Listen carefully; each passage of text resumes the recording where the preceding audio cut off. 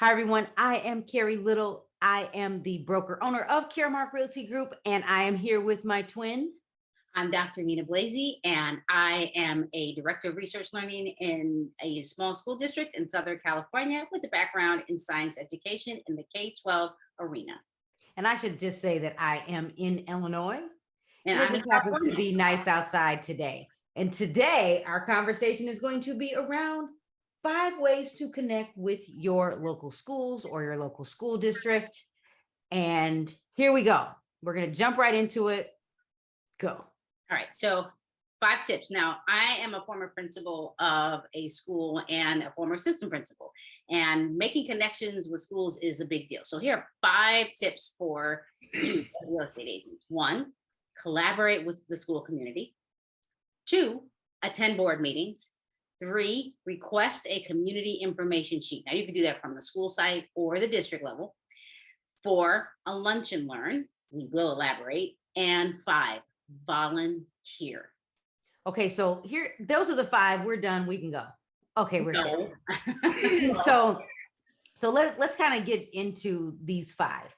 And we could probably come up with 10, we could probably come up with 20, but these are the ones that we kind of pulled out. So hopefully it'll get you in the mode of volunteering. So let me just say this. I'm an entrepreneur. I've been in the real estate industry since 1997, licensed for 21 years. So as an entrepreneur, so some of you might be watching this thinking, well, I'm not a real estate agent and I don't own a brokerage, but I'm just in the community. So you might just be in the community. You might be a parent. You might also be another small business. So these 5 ways to connect can work for just about anyone. So, all right, so let's do this. Number 1, collaborate with the school community. So when we say collaborate with the school community, what do we mean? So, and you might have a different perspective because I know you collaborate in your community. So I'm talking about collaborating with, I would call educational partners, meaning teachers, parents, family members, because not all students are raised by their parents. They might be raised by grandparents. They might be raised by aunt and uncles. They might even be raised by a neighbor because something happened and a parent had to go out of the country for a couple weeks or something. And also getting to know what we call not just teachers, but our support staff and the principal and district employees. So really collaborating with what we will call all stakeholders, but I'll even add using the term educational partners. So in the real estate industry, I would say collaborate like this. If you're a parent, go to your kids. What are the meetings mean? Parent teacher Like conferences? family night, parent teacher conferences, back Okay, to so I would say school parent time. teacher conferences. Then I would also say, go to the football games, go to the basketball games, show up to other events, let people know you're there and say hi. Figure out, in some schools you might have security and they might be called something else, but get to know these people by name. Don't just say, I'm going to collaborate. Get to know the people by name. So, I mean, those are just some of the few things I think you could do. And we'll get into, more of this when we talk about volunteering, but collaborate, get to know who they are. You might even send a handwritten note card. Hey, I just want to remind you, I'm the parent of, or I'm a real estate agent in this market. And if you ever have any questions, feel free to reach out. And, I could say this about collaboration.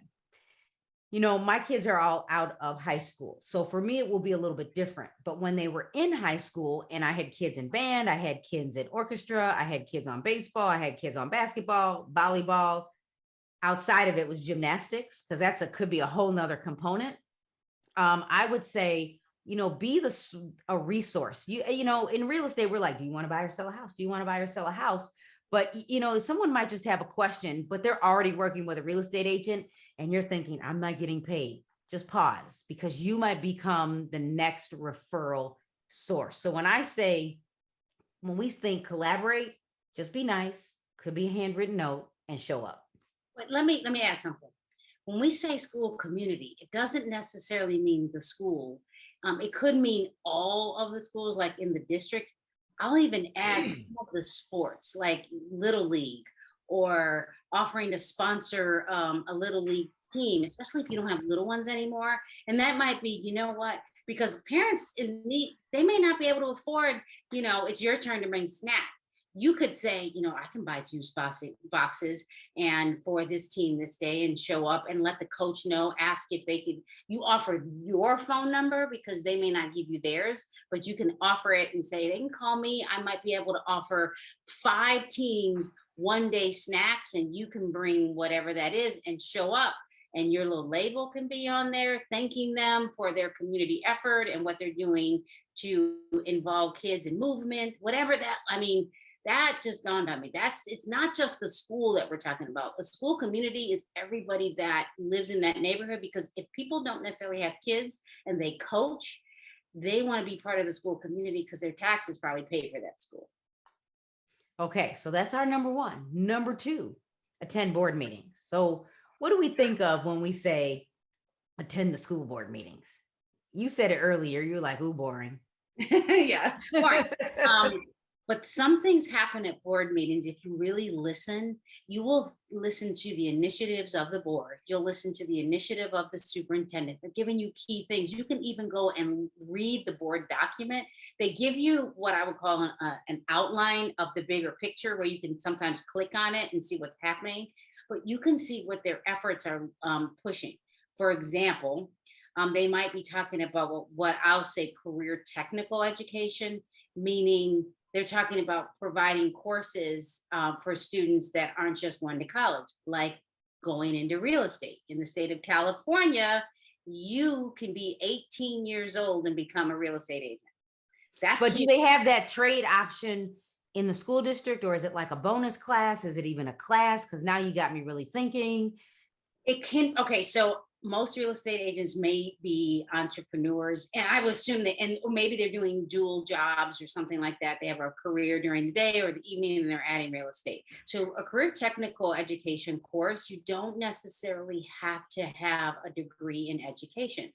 You could be one course Monday through Friday at 8 a.m., work through the system and offer a course at a high school, for example, to get to where people could really get to know you. Or you could do something in the evening. So those are things that high school students could be learning about, or it could just be something bigger, that it's just some type of professional learning that you offer, for example. But that's what, in other words, the board information, boards tell you a lot of information. That's the point of this. You might feel like it's boring. Now, as a parent, sometimes you go because you want to hear the initiatives. But if you go from the perspective of learning and write down some things, read the agenda, and listen to what their initiatives are, you might be able to help yourself become part of the community by saying, you know what, I can do that. I can offer that service.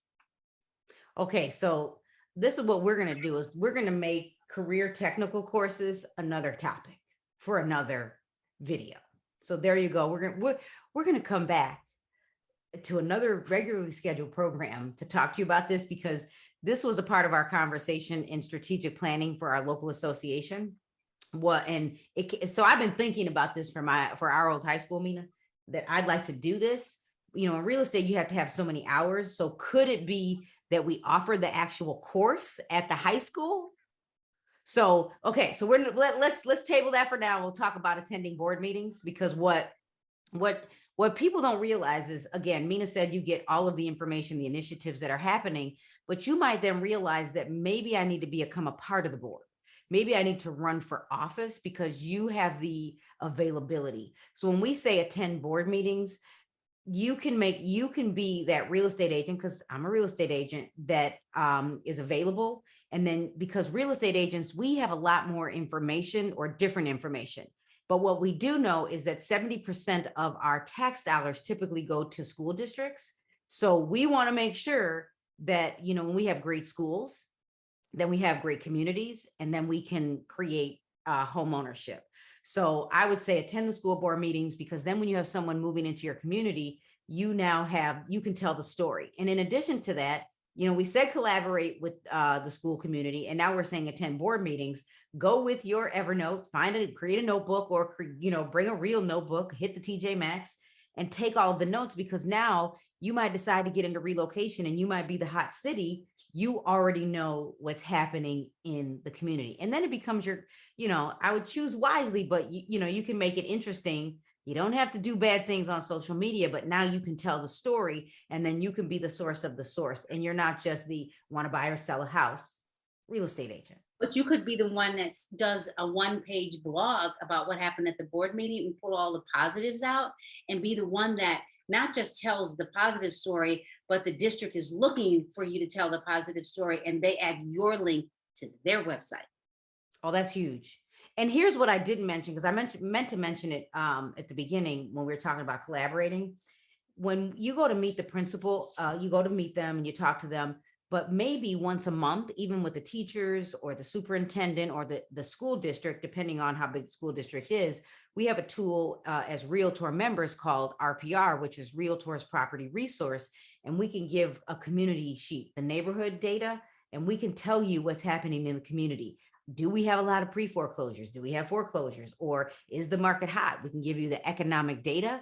It's already built for you. So when we say collaborate might be that you bring information, and attending board meetings, you could have that data available for afterwards, because you can't talk at the board meeting unless you're on the agenda, but you could make this available to the staff or those that are on the board after. Say, hey, I just brought you a packet. You could check it out later.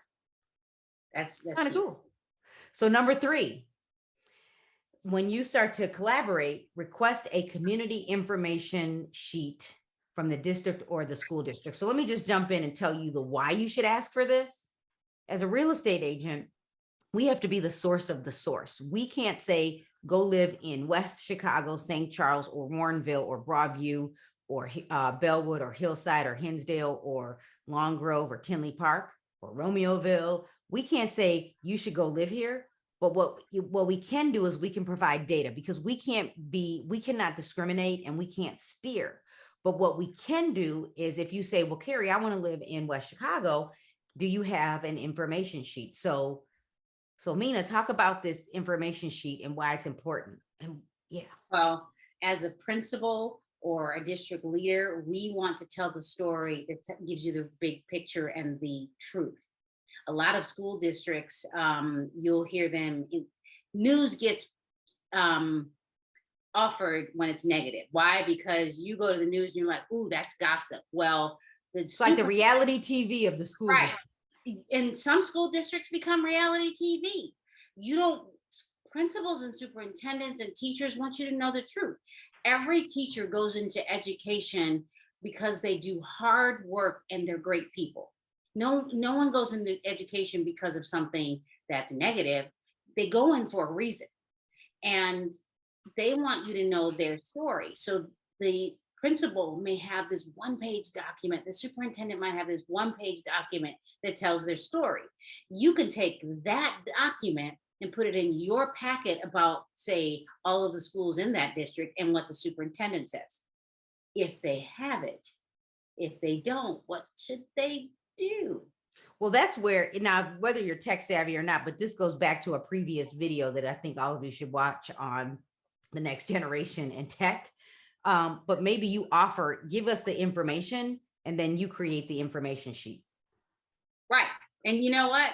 As that previous video said, go and figure out how to create a quick PDF. Go on to Canva, play, grab a template and create it here's the collaboration piece, with the superintendent, with the superintendent's administrative assistant, with the principal. Say, you know what, I will grab coffee from Starbucks. What's your favorite treat? What you want, a lemon loaf, whatever it is. I'll come in, give me 30 minutes. We'll create it together, and then you can have it.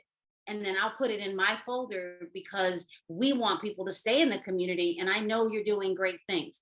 Now, you feed them I know you're doing great things, even if they treated you poorly, because people want to hear they're doing well, and they will change their demeanor. So that's just a quick extra tip. Yeah. And, I like the idea of being able to, go in and collaborate with the principal, and then maybe you're the great note taker, or maybe even they have staff come in and then you pull out everything from them, and then you can go to Canva, add that information to a folder. Love it. Okay. So number 4, lunch and learn. Does it have to be a lunch and learn? It could be a coffee and learn. It could be a coffee and donuts. Ooh, maybe coffee and fruit. Maybe coffee and fruit. Okay. But so what is a lunch and learn from the real estate perspective? Because I have a perspective, Um, like mental model of what that might be. okay, so when I say lunch and learn, and I know that teachers have they get their lunch, but then other teachers are in their classes at the moment. So they lunch and learn could be that maybe during institute days, that maybe you have a lunch and learn and you invite an affiliate. An affiliate in our industry could be a loan officer, could be an attorney, could be an inspector, could be someone that collaborates with you. Maybe they provide the lunch with you, and then you go provide information. So that's what we say when we say a lunch and learn. Now, could be, we could take it a step further, and maybe it's during the parent teacher meetings that it's not a lunch and learn, but it is a come and grab your lunch and go. But when you come in, we are going to, because this is the folder I would give to my buyers, right? Want to buy a house, but I could create another folder for teachers, and it could just be this folder, want to buy a house, that I leave at the table, and then they come in and grab a lunch, but we're collaborating and I'm giving you information to learn. You lunch and learn could be on a weekend for the education arena, and it could be that you're going to have someone come in and talk about the grant programs that are available to teachers. It could be to police officers, it could be firefighters, it could be whoever you want from that arena, because what we know is, hometown heroes, there's grant money available to help them get into a house. Not everybody needs down payment assistance, but sometimes you don't know what's available. And there are programs that are meant for people in certain income brackets, from HUD. So sometimes there are programs where, and I mean, like, I could really get into this. There are programs out there where real estate agents or broker owners or even individuals can go in and buy up like 10 houses, and I'll make it up. And then they renovate these houses, but they're only available to people in certain income brackets. But you don't know what you don't know, because the information is out there, but we're not disseminating it to the education arena. So lunch and learn could be on a Saturday. Lunch and learn could be grab and go during parent teacher conferences. It could be during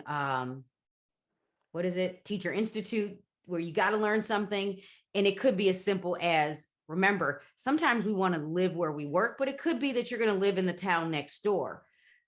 It could be that you're like, my side hustle is going to be, I want to be a real estate agent. So we can come in and talk to you about that. It could be that we're going to become an investor, and maybe we're going to create a collaboration and we're going to start renovating the community. I mean, there's so much you could do with lunch and learn. And we didn't say this, but I'm a member of Women's Council of Realtors. And so lunch and learns, going back to number one, collaborating, lunch and learns could be that we ask the educator or the principal or parents in the school district or the superintendent or the person over dual language, because in my community we have dual language, and we come to a women's council event during the week and we come and talk to you about what's available in the school district. We could have a panel with 5 different principals in the surrounding neighborhoods.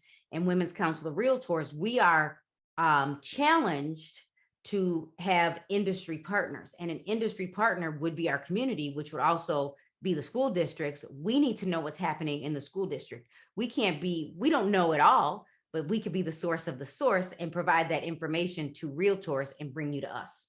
Wait, let me just add something. So you triggered something in my mind.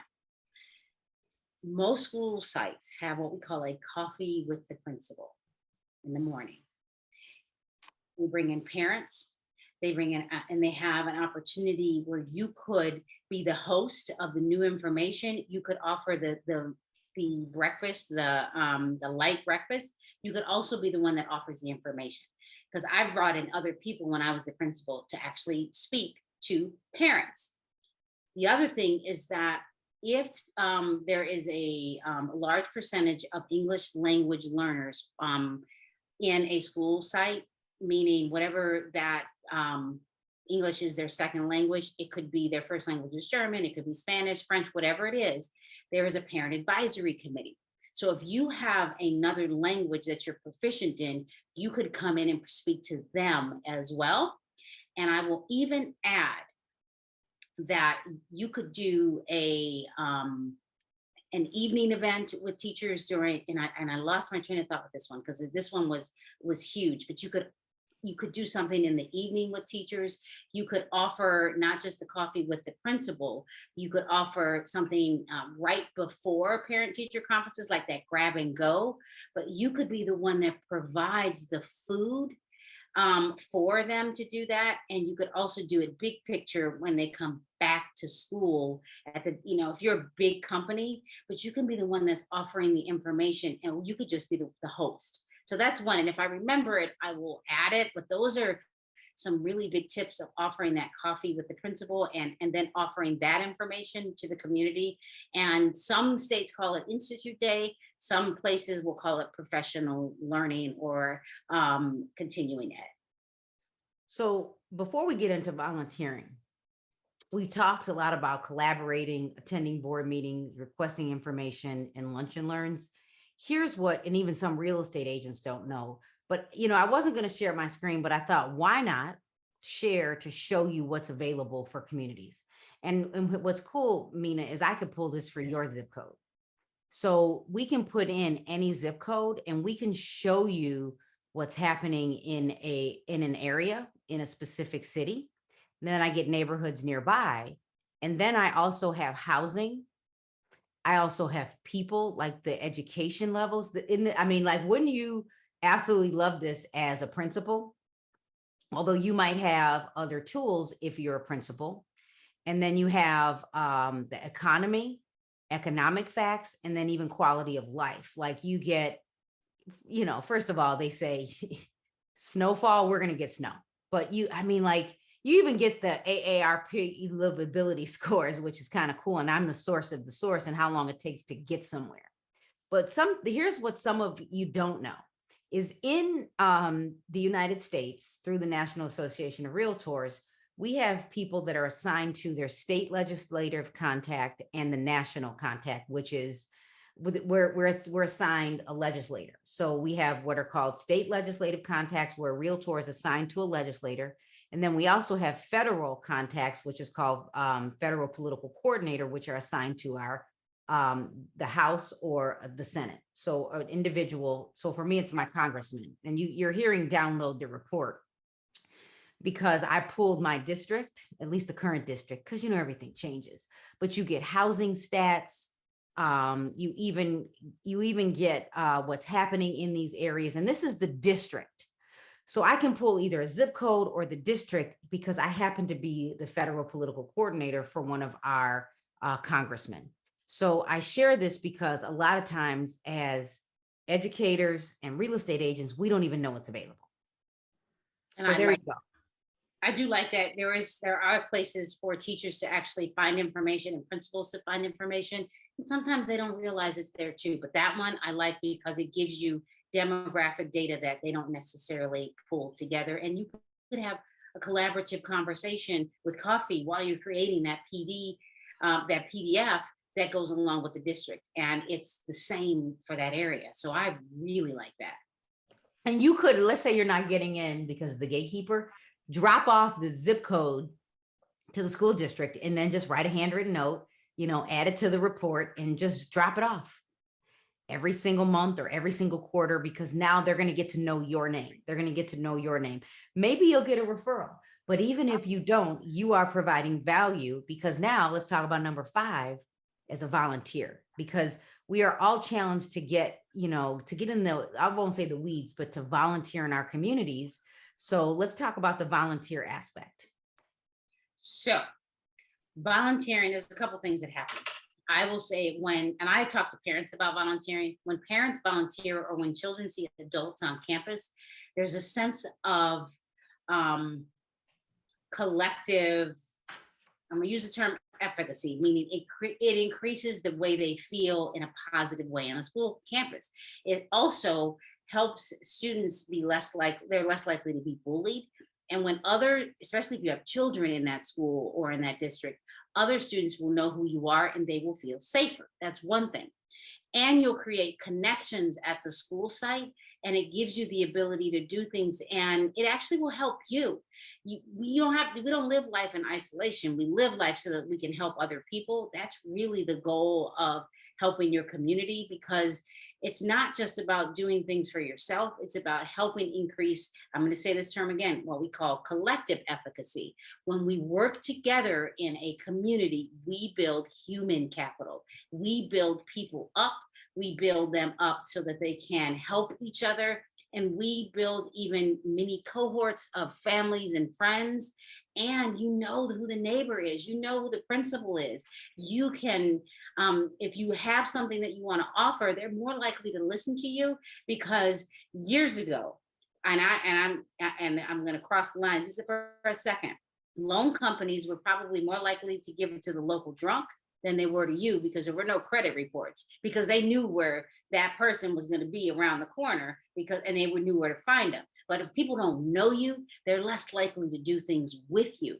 But I, as a principal, really wanted to increase that human and social environment, because people want to trust you. They want to know that you have a sense of purpose and that you want to do what's best for the community. So, and to to also, add to volunteering, volunteering could be, what are you passionate about? So when my kids started in the school district, and pre going to the school district, the public school district, my oldest went to a private school, but it was like, oh, more kids, more money. We're going to try this public thing. So they had a program that was well, they still have the program. It's dual language. And so I have two kids that can read, write, and speak and dream in Spanish. So, I always say, mi hijos hablan español muy perfecto, mi así así. So I would, sometimes you don't know what's available. So we had a dual language, I'll say committee. I don't know if it was a committee, where they would meet to talk about the program, and they would meet to talk about, when they get to high school, are we going to try to figure out how to get the seal for dual literacy? Like, these are things that you might be able to volunteer for in your school district. So volunteering could be simply going to the PTA or the PTO meetings. It could be as simple as volunteering in the library. It could be as simple as volunteering to help a child read, because you don't know what's available if you don't ask. And volunteering could be, if you like sports, get on the what is it called? It's in my head. The booster club, right? Or be the parent that sells the t-shirts, or be the parent that works at the concession stand. Figure out what you like, and then go get involved. And So go ahead. Sorry. no, I'm good. No, I was going to add that you mentioned the biliteracy, and or just volunteering at the community or sporting events. Coaches tend to be volunteers. You still have to go through some protocols because you're working with children, but you can coach um, elementary, middle, or high school. High school's a little harder because typically they're teachers or support staff, but you can also do Read Across America, that happens around March. You can, for my kids, they went to STEM school, science, technology, engineering, and mathematics. They actually, I would look for parents that had engineering backgrounds, and there's always one or two, biological science, chemistry. We had somebody, and I cannot think of what it's called. It'll probably come up to me, but we had one of our amazing custodians. He did, I can't think of the term. There's a technical term for it, but he actually mined for gold. He brought in all Gold the mining, equipment, but there's another term for it. gold digger. No, no, that's kind of funny. And then maybe I'll search for it in a second. But he brought in all this, and when you think of gold mining, you think of that little plate where they're like shaking it. No, he had this whole system where it would shake everything, and it was like a belt. And then he actually brought in the gold that he's found in California and let kids touch it. So this is a custodian that didn't necessarily have a college degree, and he was amazing. And you don't know who's in your community unless you ask. So you have to, as a real estate agent, you might have to ask questions, like, or you might have a skill in music. You might want to volunteer with the kids and read. I mean, not just library time, but after school, maybe you wrote a real estate book and you want to go and present it and have an author sign it, just you'd be surprised because they have literacy nights, they have math nights. Maybe you're really good in mathematics, or maybe you're not, but you can do a booth and talk about math and numbers in, at the college and career night. That's huge. You just don't know what you don't know. I'm searching, terms for people, uh, or for someone that is a gold miner. So far I've gotten gold digger, gold planner, 49er, a miner. So panning for gold, panning for gold. So have fun. That's your homework. Everybody that's watching us today, go and search that term. So before we end, here we go. The 5 things we want you to do is: number 1, collaborate with the school community. Number 2, go to the board meetings. Number 3, request a community information sheet from the school or the school district. Come up with a way to do a lunch and learn or coffee with your principals. And number 5, volunteer. So Mina, I would like to say to you, what would be that 1 or 2 things you would like to leave everyone with? I would say the connections are huge. Ask questions. You have to start somewhere. Be consistent. Be part of the community. Don't make it about you. Make it about, how can I help you? How can I support your school site? How can I support your parents? How can I support your teachers? How can I support the superintendent? When you start thinking about yourself, the agenda will become about you, and you won't be able to move forward. But if you really genuinely help others, you will be able to help people create generational wealth, because we want people to own home. I own my own home. And school sites need volunteers. They want you to be a part of the community, and you might as well learn who those people are in your community, and you can increase what's happening around your community and make things have a positive perspective.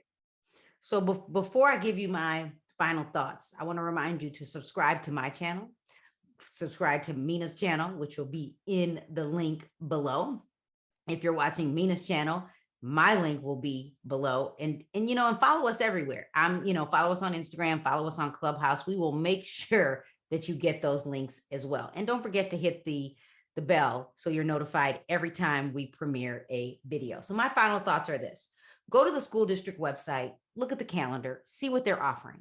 Look at what programs they offer, because now you can also be a source, but you can find out what they're offering, and you can make sure you don't miss another board meeting. You don't miss, coffee with your principals, or any opportunity for the community outside of the school district to engage. So again, I am Carrie Little, and this is, I'm Dr. Mina Blasey. and we want to thank you for joining us today. Thank you, everybody.